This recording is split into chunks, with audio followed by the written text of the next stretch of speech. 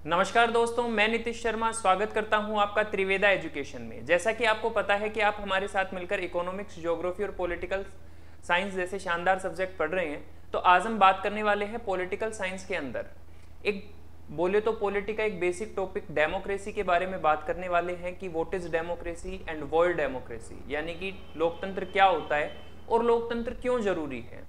जैसे कि हम इंडिया में रहते हैं हम सभी लोग, तो why do we need democracy, हमें लोकतंत्र की जरूरत क्यों पड़ती है। अगर लोकतंत्र ना हो तो हम जो गवर्नमेंट चलाने के जो दूसरे अल्टरनेटिव्स हैं, जैसे कि डिक्टेटरशिप है, मोनार्की है या फिर कॉन्स्टिट्यूशनल मोनार्की है, इनके ऊपर हम लोग चल सकते हैं। हमारी कंट्री की रूल रेगुलेशन पॉलिसी गवर्नमेंट चल सकती है, नहीं चल सकती है। डेमोक्रेसी जो होती है वो क्या है, और बात करें कि भैया डेमोक्रेसी के फेवर में क्या क्या आर्ग्यूमेंट्स हैं, उसके अपोजिशन में या उसके अगेंस्ट क्या क्या आर्ग्यूमेंट्स हैं। ये सारी चीजें देखेंगे कि भैया लोकतंत्र क्यों सही है, क्यों सही नहीं है, या फिर लोकतंत्र जो है वो हमारे लिए कितना जरूरी है, लोकतंत्र से पहले क्या हुआ करता था। तो इन सब की हम बात करने वाले हैं। सबसे पहले शुरुआत करते हैं, मतलब कि नॉर्मल एक हम उनका बोले तो फंडामेंटल क्लियर कर लेते हैं कि भैया क्या था क्या नहीं था, उसके बाद में हम डेफिनेशन के थ्रू पढ़ेंगे। वैसे देखा जाता है कि जो ये डेमोक्रेसी का जो चैप्टर है ये क्लास 9th एनसीईआरटी बुक्स में दे रखा है, जिसके अंदर दे रखा है कि वोट डेमोक्रेसी, वाई डेमोक्रेसी। और आगे जैसे जैसे 10th और 11th 12th में जब पॉलिटिकल साइंस आती है तो वहां पे भी थोड़ा बहुत रोल देखने को मिलता है डेमोक्रेसी का। डेमोक्रेसी के बारे में बता रखा है 11th के अंदर जो कॉन्स्टिट्यूशन की बुक है वहां पे भी बता रखा है। तो ये सारी चीजें 9 से लेकर 12th तक देखने को मिलती है और आगे कॉम्पिटिटिव एग्जाम में भी देखने को मिलती हैं। बात करते हैं डेमोक्रेसी की। देखो भैया, लोकतंत्र जैसा कि नाम से ही पता चल रहा है, लोक मतलब जनता और तंत्र मतलब सिस्टम, यानी कि एक ऐसा सिस्टम जिसमें जनता से मतलब पीपल्स इन्वॉल्व रहते हैं, यानी कि लोग काम करते हैं मिलकर। वो जो सिस्टम है, वो जो तंत्र है, उसे क्या बोला जाता है? लोकतंत्र बोला जाता है। अब्राहम लिंकन ने एक परिभाषा दी थी, जनता का, जनता के लिए, जनता के द्वारा किया जाने वाला शासन ही लोकतंत्र है। Bye the people, for the people, of the people, अगर इंग्लिश में बात की जाए तो। मतलब एक ऐसा सिस्टम, एक ऐसा तंत्र जिसमें जनता डायरेक्ट पार्टिसिपेट करती है, डायरेक्ट भागीदारी निभाती है। अब हम इंडिया के कॉन्टेक्स्ट में बात करें तो जब हमें 1947 में आजादी नहीं मिली थी, उससे पहले हमारे ऊपर ब्रिटिशर्स का रूल था। जब ब्रिटिशर्स नहीं थे तो उससे पहले हमारे ऊपर मुगलों का रूल था, और उससे पहले भी बहुत से इन्वेडर्स आए, उन्होंने हमारे ऊपर रूल करा। जब हमारे ऊपर राजा रूल करते थे उस टाइम मोनार्की सिस्टम था। जब हमारे ऊपर ब्रिटिशर्स आए तो हमारे ऊपर कॉलोनियल रूल था, यानी कि औपनिवेशिक शासन था। ये सारी चीजें हमने देखी थी। जब देश को आजादी मिलने लगी उससे पहले जो हमारे पॉलिटिकल लीडर्स थे, उन्होंने एक चीज सोची कि हम हमारे इंडिया में एक ऐसा सिस्टम लेके आएंगे, एक ऐसा सिस्टम डेवलप करेंगे जिसके थ्रू कभी ऐसा ना हो कि गलत आदमी कंट्री की टॉप पोजीशन के ऊपर बैठ जाए या वो आदमी कंट्री की गवर्नमेंट चलाता हो। पहले जब भैया राजाओं का रूल होता था, जब मोनार्की होती थी, तो देखा जाता था कोई नहीं पूछता था कि राजा कौन बनेगा कौन नहीं बनेगा। राजा जो है जब वो मरेगा या फिर वो खत्म हो जाएगा या हार जाएगा युद्ध में तो दूसरा राजा बन जाएगा, और अगर वो मर जाएगा तो उसका बेटा राजा बन जाएगा, चाहे भले से उसे तलवार पकड़नी ना आती हो, शासन करना ना आता हो, रूल रेगुलेशन ना चलाने आते हों, अपने एरिया को, अपने स्टेट को, अपने प्रिंसली स्टेट को चलाना ना आता हो, लेकिन फिर भी वो लोगों के ऊपर रूल करने लग जाता था। ये सारा सिस्टम हम इंडियंस ने देखा था बहुत अच्छे से। उसके बाद में हमारे ऊपर जबरदस्ती शासन किया गया ब्रिटिशर्स के द्वारा। ये सारी चीजें हमने देखी थी। तो जरूरत थी कि गवर्नमेंट का एक ऐसा फॉर्म कंट्री में काम करे जिसमें हम लोग जो भी इंडियंस हैं वो इंडियंस खुद से अपने रूलर्स को इलेक्ट करें। वो रूलर्स हम खुद चुने, हम खुद उनको चयन करें कि हाँ भैया ये लोग हमारे ऊपर शासन करेंगे, और वो रूलर्स फिक्स ना रहें। मतलब अगर वो एक बार हमने किसी को चुन लिया, एक बार हमने किसी को इलेक्ट कर लिया, अब मान लो वो कुछ टाइम बाद में उसके अंदर भी क्या आ जाए, लालच आ जाए, उसके अंदर भी पॉलिटिकल पावर्स की भैया वो अकड़ आ जाए कि भैया मेरे पास पॉलिटिकल पावर आ गई, एक बार मैं जीत गया तो मैं जनता के लिए काम करूं तो करूं, वरना ना करूं। ये सारी चीजें सोच के हमने ऐसा सिस्टम बनाया कि भैया हम डेमोक्रेसी के अंदर कोई भी अगर एक बार इलेक्शन जीत चुका है, अगर कोई विनर है तो वो परमानेंट विनर नहीं रहेगा, और अगर कोई लूजर है तो वो परमानेंट लूजर नहीं रहेगा। डेमोक्रेसी यही कहती है। आज जो पावर में है जरूरी नहीं है कि वो लाइफ टाइम वो पावर में ही रहे। अगले इलेक्शन के अंदर भैया उनको रिजल्ट चेंज कर सकते हैं, उनको हरा सकते हैं। कैसे? थ्रू द पीपल्स, लोगों के द्वारा, कि भैया इस बार लोगों ने जिसको वोट दिया, जैसे बीजेपी को इस बार वोट दिया, अगली बार अगर बीजेपी सही से काम नहीं करती है, लोगों के ऊपर गलत तरीके से रूल करती है, पॉलिसी सही नहीं बनाती है, सोशल वेलफेयर नहीं करती है, तो अगले इलेक्शन में हम क्या कर देंगे, बीजेपी को वोट डालेंगे और बीजेपी को चुनाव से हरा देंगे या वोटों से हरा देंगे और फिर गवर्नमेंट चेंज हो जाएगी। ये होता है डेमोक्रेसी, लोकतंत्र, जिसमें जनता तय करेगी कि उनके ऊपर शासन करने वाला कौन रहेगा। जैसे अपन किसी स्कूल में एडमिशन लेते हैं तो ये हम लोग डिसाइड करते हैं कि हम किस स्कूल में पढ़ेंगे, स्कूल वाले डिसाइड नहीं करते कि हमारे स्कूल में कौन पढ़ेगा, अपन डिसाइड करते हैं। ये अपने पास में फुल अथॉरिटी है, फुल राइट्स हैं कि भैया अपन अपने रूलर्स को या अपने को कहाँ क्या करना है क्या नहीं करना, ये अपन खुद से डिसाइड कर सकते हैं। तो आइए बात करते हैं अब डेमोक्रेसी की।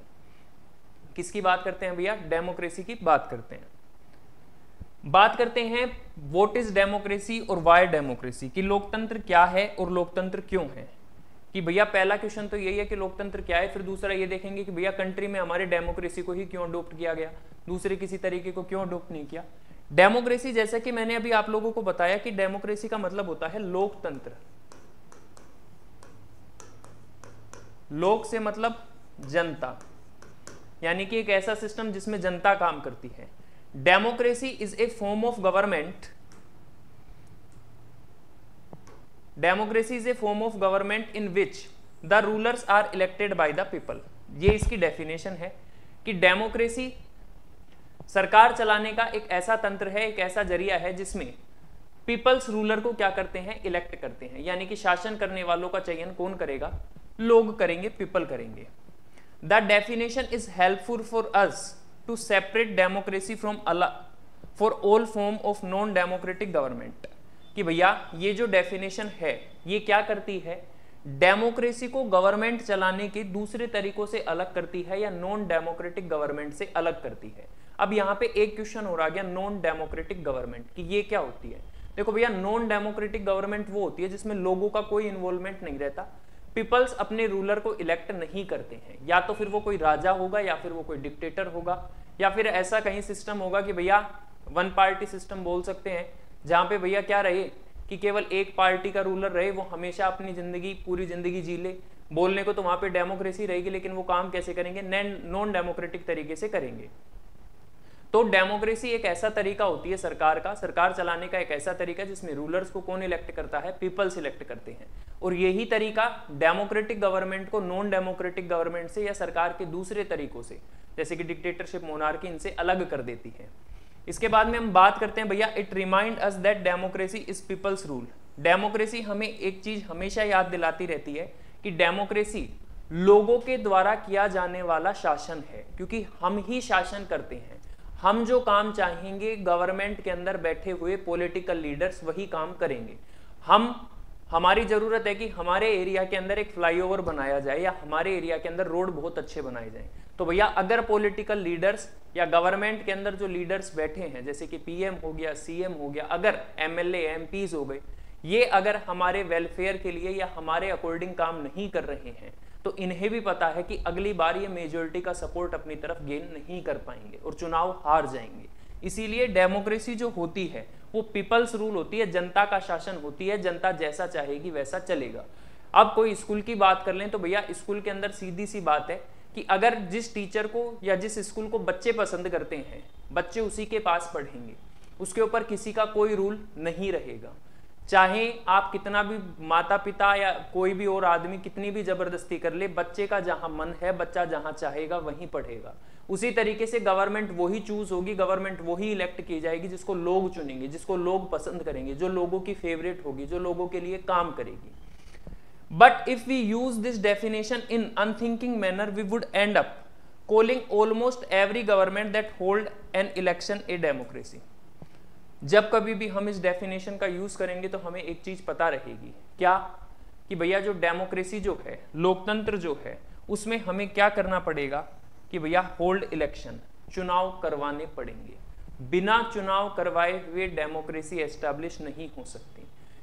अब मान लो कोई गवर्नमेंट ऐसी आ जाए जो टाइम टू टाइम या रेगुलर इंटरवल के अंदर इलेक्शन ना करवाए, तो भैया फिर हम नहीं बोल सकते कि वहां डेमोक्रेसी रहेगी। जैसे कि मैंने अभी वन पार्टी सिस्टम के अंदर बताया था, वन पार्टी सिस्टम के अंदर जैसे रशिया है, चाइना है, वहां पे पहले डिक्लेयर कर दिया गया कि भैया शी जिनपिंग और व्लादिमीर पुतिन जब तक जिंदा हैं तब तक वो वहां के प्रेसिडेंट रहेंगे। अब वहां पे कोई कुछ भी नहीं कर सकता, बोलने को वो बोल सकते हैं कि हम भी डेमोक्रेसी मानते हैं या चलाते हैं, लेकिन लोगों के पास में अब कोई ऑप्शन नहीं है। रेगुलर इंटरवल में वो लोग इलेक्शन भी करवा सकते हैं, लेकिन वहां पे भैया ऑप्शन ही नहीं है। ऑप्शन सामने एक खड़ा है, वो चाहे कुछ अच्छा काम करो चाहे मत करो, लोगों को जबरदस्ती उस इंसान को चुनना पड़ेगा। और अगर कोई वोट डालने ना भी गया तो वो खुद का एक वोट डाल के चुनाव जीत जाएगा। इसी वजह से डेमोक्रेसी तभी डेमोक्रेसी रहेगी जब इलेक्शन हो और एक सही तरीके से हो, गलत तरीके से ना हो। इसके बाद में हम बात करते हैं, सेकंड क्वेश्चन हमने देखा था वाई डेमोक्रेसी, कि लोकतंत्र क्यों जरूरी है। सबसे पहले जब भी हम कोई चीज पढ़ते हैं तो उसके दो एस्पेक्ट होते हैं, एक बोले तो पॉजिटिव साइड और एक होता है नेगेटिव साइड। तो हम लोकतंत्र के भी दो साइड पढ़ेंगे, पॉजिटिव और नेगेटिव, कि किन किन एरियाज के अंदर या किन किन क्षेत्रों के अंदर लोकतंत्र बहुत अच्छा है, या लोकतंत्र किन किन कामों में बहुत अच्छा है सरकार के तरीकों में, और लोकतंत्र किन किन कामों में बहुत बेकार है। तो देखते हैं भैया कि आर्ग्यूमेंट अगेंस्ट डेमोक्रेसी, लोकतंत्र के विरोध में या लोकतंत्र के विरुद्ध में, कि लोकतंत्र कहां कहां सही काम नहीं करता, लोकतंत्र कहां कहां गंदा है। जैसे हर इंसान में कोई ना कोई कमी होती है, कोई ना कोई अच्छाई होती है, तो वैसे ही लोकतंत्र में भी कोई ना कोई कमियां तो होंगी। तो सबसे पहले बात करेंगे इनके अगेंस्ट आर्ग्यूमेंट्स की, यानी कि इनके विरोध में कौन कौन सी बातें कही जाती हैं। सबसे पहले, leaders keep changing in a democracy, this leads to instability. नेता क्या काम करते हैं भैया, डेमोक्रेसी को चेंज करने का काम करते रहते हैं, लोकतंत्र को तोड़ने मरोड़ने का काम करते रहते हैं। जैसे या तो वो 5 साल के अंदर इलेक्शन ही नहीं करवाएंगे, इलेक्शन करवा रहे हैं तो उनमें माल प्रैक्टिसेस यूज करेंगे, गलत तरीके से इलेक्शन करवाएंगे। अब गलत तरीके से इलेक्शन होंगे तो लोग क्या नहीं कर पाएंगे भैया, वोट सही इंसान को नहीं दे पाएंगे, सही इंसान चुनाव नहीं जीत पाएगा, जिसकी वजह से क्या होगा, इनस्टेबिलिटी आएगी, यानी कि राजनीतिक अस्थिरता आएगी, सरकारें बनेंगी और तुरंत ही गिर जाएंगी, या फिर कोलिशन गवर्नमेंट बनेगी, कंट्री कोई भी काम एक पावरफुल स्टैंड लेके कोई भी काम नहीं कर पाएगा। जैसे बीजेपी का जब पिछला टेन्योर उठा के देखेंगे 2019 वाला, ये कोई भी डिसीजन लेती थी तो अकेले अपने दम पे ले लेती थी क्योंकि ये मेजोरिटी में थी, लेकिन इस बार ये कोलिशन गवर्नमेंट में काम कर रही है, गठबंधन की सरकार में काम कर रही है। अब कोलिशन गवर्नमेंट में काम करते टाइम इसको अगर कोई भी डिसीजन लेना है तो पहले 5 बार सोचना पड़ेगा, या जो पार्टी इसके साथ में कोलिशन कर रही है, गठबंधन बना रही है, उसके साथ में इसको क्या करनी पड़ेगी, बातचीत करनी पड़ेगी, नेगोशिएशंस करने पड़ेंगे, समझौते करने पड़ेंगे, डिस्कस करना पड़ेगा, तब जाके वो कोई भी डिसीजन फाइनल होगा। अकेले अपने दम पे इसको डिसीजन लेने से पहले सोचना पड़ेगा, क्योंकि अगर कोई डिसीजन गलत हुआ और अगर वो जो सेकंड पार्टी इसके साथ काम कर रही है वो हट गई तो भैया इनकी सरकार गिर जाएगी। दूसरी चीज, democracy is all about political competition and power play, there is no scope for morality. देखो भैया, डेमोक्रेसी को क्या कर दिया गया है, पॉलिटिकल कंपटीशन बनाकर छोड़ दिया गया है।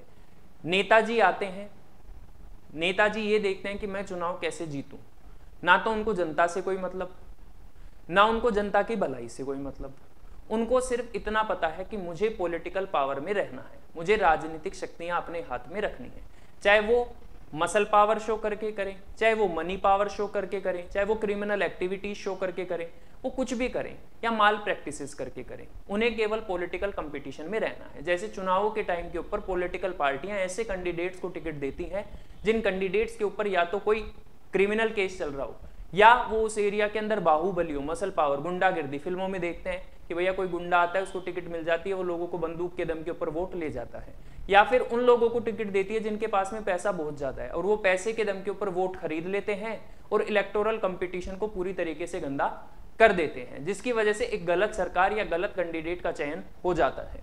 दूसरी बात, there is no scope for morality, नैतिकता का या भलाई का कोई भी तरीका नहीं बचा है, यानी कि लोगों के अंदर मोरालिटी बची नहीं है, सीधा सा उनको खुद का फायदा दिखता है, जनता मर रही है तो मरने दो, हमें चुनाव जीतना है, चाहे धर्म के नाम पर जीतें, चाहे किसी के नाम, आतंकवाद के नाम पे जीते, उनको कोई मतलब नहीं है। उनको ये है कि हम अगले इलेक्शन की रोटी कैसे सेक लें, हम अगला चुनाव कैसे जीत लें, लोग मरे तो मरने दो।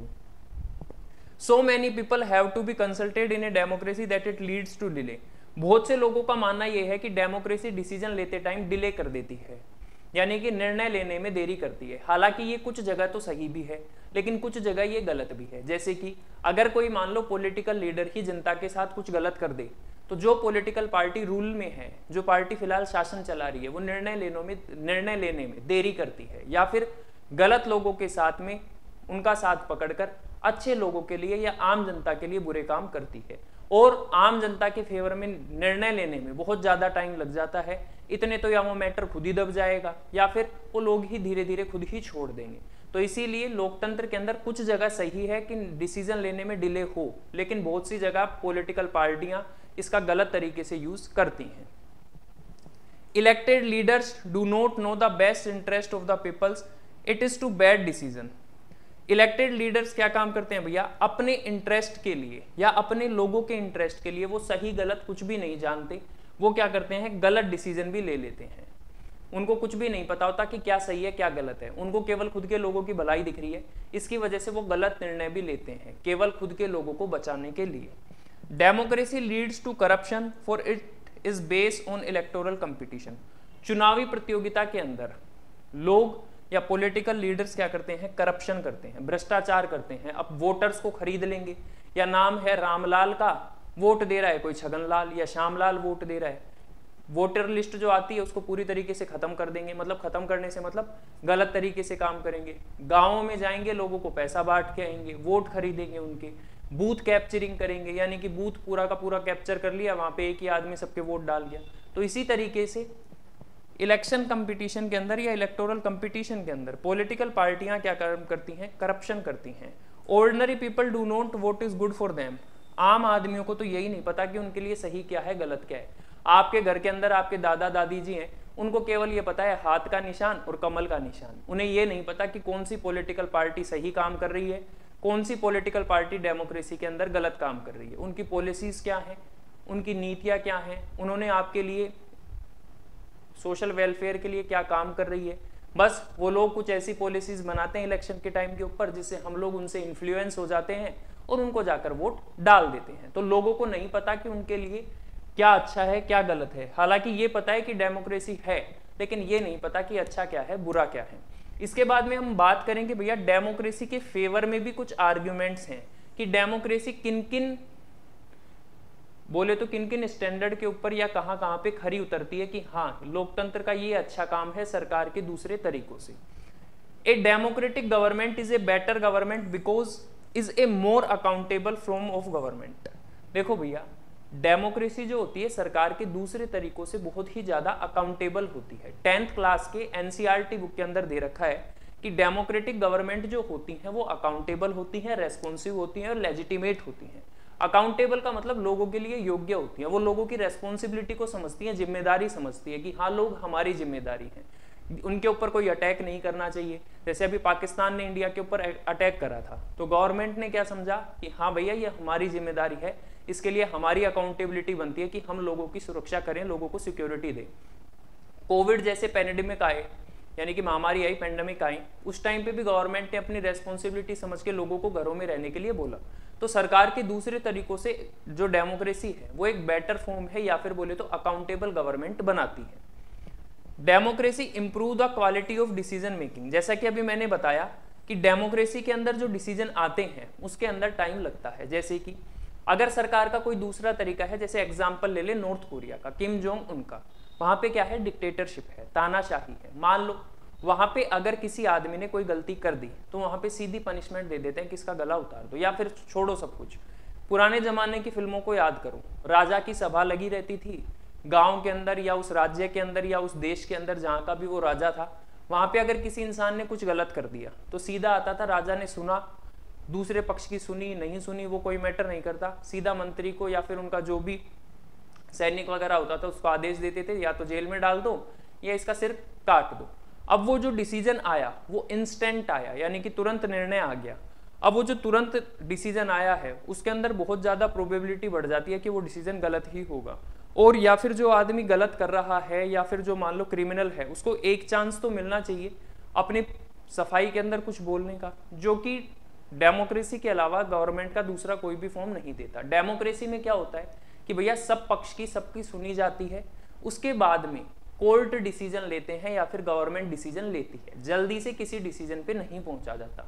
उसके लिए पूरी डिबेट, पूरा डिस्कशन, पूरी कमेटी वगैरह, कमीशन वगैरह बना के लोगों के फीडबैक लेके फिर कोई डिसीजन दिया जाता है। डायरेक्ट किसी डिसीजन पे नहीं आया जाता। इसीलिए डेमोक्रेटिक गवर्नमेंट जो होती है वो डिसीजन मेकिंग की क्वालिटी को इंप्रूव कर देती है, लेकिन कई जगह जैसा कि अभी मैंने बताया इसका गलत यूज भी किया जाता है। Democracy provide a method to deal with differences and conflict. बहुत से देशों में अगर किसी के बीच में कॉन्फ्लिक्ट हो जाए, लड़ाई झगड़ा हो जाए, तो भैया तुरंत मारपीट के सुलटा दिया जाता है। लेकिन डेमोक्रेटिक गवर्नमेंट क्या करती है या डेमोक्रेसी क्या करती है भैया, डिफरेंसेस और कॉन्फ्लिक्ट को सुलझाने के लिए एक शांतिपूर्ण तरीका, एक पीसफुल मैनर का चूज करती है, जिससे अंदर किसी का कोई भी नुकसान ना हो, ना कोई वायलेंस हो, ना कोई राइट्स हो यानी कि दंगे हो, ना ही कोई कम्युनल वायलेंस हो, एकदम शांति से सब कुछ सुलझ जाए। जो भी दो पक्ष हैं, जो भी दो पार्टी, जो दो ग्रुप्स हैं, उनके बीच के जो कॉन्फ्लिक्ट्स हैं, बातचीत जो है उसे नेगोशिएशन और डिस्कशन से सोल्व कर दिया जाए।